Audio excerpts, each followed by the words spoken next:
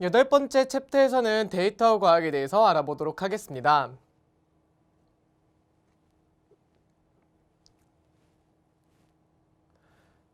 이번 챕터에서는 데이터 과학과 클라우드 컴퓨팅, 그리고 사물 인터넷과 빅데이터, 데이터 전처리와 통계, 데이터 마이닝과 인공지능과 관련된 데이터에 대해서 한번 알아보도록 하겠습니다. 먼저 데이터 과학과 클라우드 컴퓨팅입니다. 데이터 과학의 기본 요소로는 사물 인터넷, 빅데이터, 클라우드 컴퓨팅, 인공지능 등이라고 할 수 있는데요. 이때 데이터 과학은 정형, 비정형 데이터를 포함한 다양한 데이터로부터 지식과 인사이트를 추출하는데 과학적인 방법론, 프로세스, 알고리즘, 시스템을 동원하는 융합 분야라고 할 수 있습니다. 데이터 과학은 수집 및 생성, 가공 및 표현, 분석 및 활용의 단계를 거치게 되는데요. 수집 및 생성의 단계에서는 우리 클라우드 컴퓨팅과 IoT, 빅데이터 등을 활용하고 가공 및 표현에서는 데이터 전처리 과정을 거치게 됩니다. 마지막으로 분석 및 활용에서는 통계와 데이터 마이닝, 그리고 인공지능 등에 활용할 수가 있습니다. 클라우드 컴퓨팅이란 정보를 자신의 컴퓨터가 아닌 인터넷에 연결된 다른 컴퓨터로 처리하는 기술을 의미합니다. 서비스 제공자는 인터페이스를 통해서 리소스를 관리하게 되고 인프라 제공자는 인터넷으로 연결된 클라우드 컴퓨팅 인프라를 관리를 하게 됩니다. 또 서비스 사용자는 이러한 클라우드 컴퓨팅에 접속하여 자신이 필요한 정보를 가져오거나 아니면은 다른 컴퓨터의 자원들을 이렇게 빌려서 사용하는 것이라고 할 수 있습니다. 클라우드 컴퓨팅의 가장 큰 장점은 사용한 만큼만 비용을 지불하면 됩니다. 따로 서버나 소프트웨어를 구입하지 않아도 되고 설치하지 않아도 되기 때문에 비용을 절감할 수 있다는 장점이 있고 언제 어디서나 인터넷만 가능하다면 필요에 따라 내가 사용하던 자료를 언제든지 불러와서 활용할 수 있다는 장점이 있습니다. 하지만 이 많은 용량의 데이터를 이동하기가 어려움이 있고 인터넷 전송 용량에 따른 초과 비용이 발생할 수 있다는 단점이 있습니다. 또 보안 문제가 가장 취약할 수가 있는데요. 해킹 시 민감한 자료가 방대하게 유출될 수 있다는 문제도 있고 과부하 및 네트워크 장애 시 서비스 속도 저하나 또는 서비스가 중단될 수 있는 문제가 발생할 수 있습니다. 두 번째로 사물 인터넷과 빅데이터에 대해서 알아보도록 하겠습니다. 먼저 사물 인터넷이란 인터넷을 통해 사물끼리 데이터를 주고받는 기술과 환경을 의미합니다. 예를 들어 우리가 스마트워치를 통해서 나의 심박수를 측정을 했다면 이 심박수를 측정한 결과를 스마트폰이나 스마트패드로 보내주어 나의 건강 상태를 진단할 수가 있는 것입니다. 예를 들어 스마트워치를 활용하여 나의 심박수를 측정을 했다면 그 결과를 스마트폰이나 스마트패드로 보내주어 나의 건강 상태를 진단할 수 있는 것입니다. 즉 사물 간 소통이 이루어지는 것을 우리는 사물 인터넷이라고 할 수 있는 것입니다. 사물 인터넷의 장점은 무엇보다도 사물들이 모두 다 연결되어 있기 때문에 편리하면서도 삶의 질을 향상시킬 수 있습니다. 또 효율성이 증대되기 때문에 시간을 절약할 수 있다는 장점이 있습니다.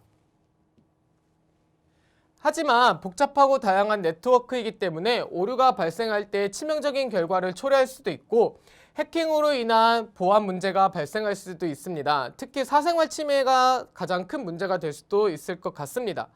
또 기기들 간의 호환성 문제나 일상생활의 자동화로 실업자가 증가하면서 사회적인 문제도 발생할 수 있다는 단점이 있습니다. 빅데이터란 너무나도 방대해 기존의 방법이나 도구로 수집하거나 저장, 분석하기 어려운 정형, 비정형 데이터를 포함하는 데이터입니다. 이때 빅데이터는 방대한 규모뿐만이 아니라 짧은 생성 주기, 그리고 수치 데이터뿐만이 아니라 문자와 영상 데이터 등 모든 데이터들을 포함하고 있는 것입니다. 이러한 빅데이터를 활용해서 공공기관이나 기업에서도 활용할 수가 있는데요. 기후 데이터나 의료 데이터를 활용해서 질병을 예방하거나 교통사고 및 사고 현황이나 불법 주정차 등의 데이터들을 활용해서 안전사고를 예방할 수 있도록 정책을 마련하거나 아니면 어떤 문제를 해결할 수가 있을 것입니다. 또 기업에서 판매하는 물건과 관련된 연관 검색어 및 관련 데이터들을 분석해서 디자인, 브랜드, 가격, 소재, 용도, 구매자 등의 특성들을 다 파악할 수 있겠죠. 그 결과를 바탕으로 제품을 홍보하거나 새로운 제품을 개발하거나 마케팅하는 데도 활용할 수 있는 것입니다. 세 번째는 데이터 전처리와 통계입니다. 실제로 데이터 과학자들이 가장 어려워하고 있는 부분이 이 데이터 전처리 과정이라고 하는데요. 데이터 전처리란 데이터를 분석 및 처리에 적합한 형태로 만드는 과정입니다. 실제로 이 데이터 전처리 과정이 제대로 거쳐지지 않으면 내가 원하는 결과나 정확한 결과를 얻을 수가 없습니다. 데이터 전처리 과정은 데이터를 수집한 이후에 분석하기 전에 이 전처리된 데이터를 활용하게 됩니다. 그 이후에 이제 해석과 평가를 통해서 이 결과를 활용하게 되는데요.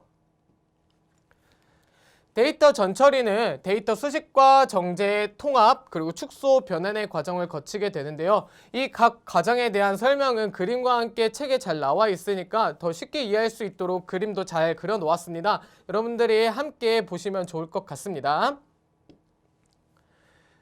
통계는 기술 통계와 축축 통계로 나눌 수가 있습니다. 예를 들어 야구 선수가 홈런을 친 횟수나 안타를 친 횟수를 우리가 타율로 0.306으로 이렇게 나타낼 수가 있는데요. 이렇게 표나 그래프, 수치 등 자료 자체의 특징을 파악할 때 활용하는 것이 기술 통계라고 할 수 있습니다. 또 모집단 일부의 표본을 분석해서 모집단을 추측하거나 일반화하는 것이 추측 통계인데, 예를 들어 대통령 선거 출구 조사를 통해 어떤 후보가 당선될 것인가를 추측하는 것이 추측 통계라고 할 수 있습니다.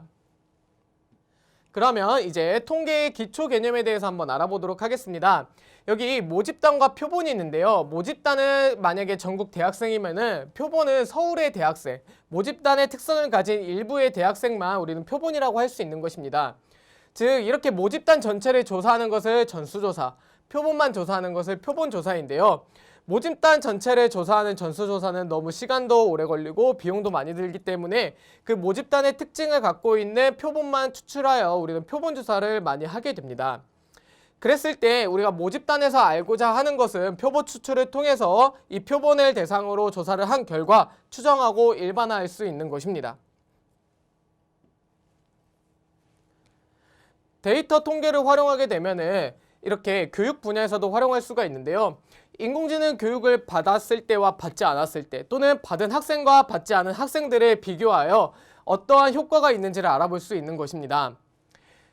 교육 분야뿐만이 아니라 마케팅 분야에서도 활용할 수 있는데, 예를 들어 치킨을 판매하고자 할 때 날씨가 안 좋은 날, 비가 오는 날에는 치킨의 판매량이 많아졌다 라는 데이터가 있을 때 비가 온다고 하면은 치킨을 미리 어느 정도 준비해야 될지 준비를 해놓을 수가 있고, 그리고 여기에 따른 마케팅 전략을 활용해서 다양한 이벤트나 아니면은 상품을 판매할 수 있는 것입니다. 마지막으로 데이터 마이닝과 인공지능 데이터입니다.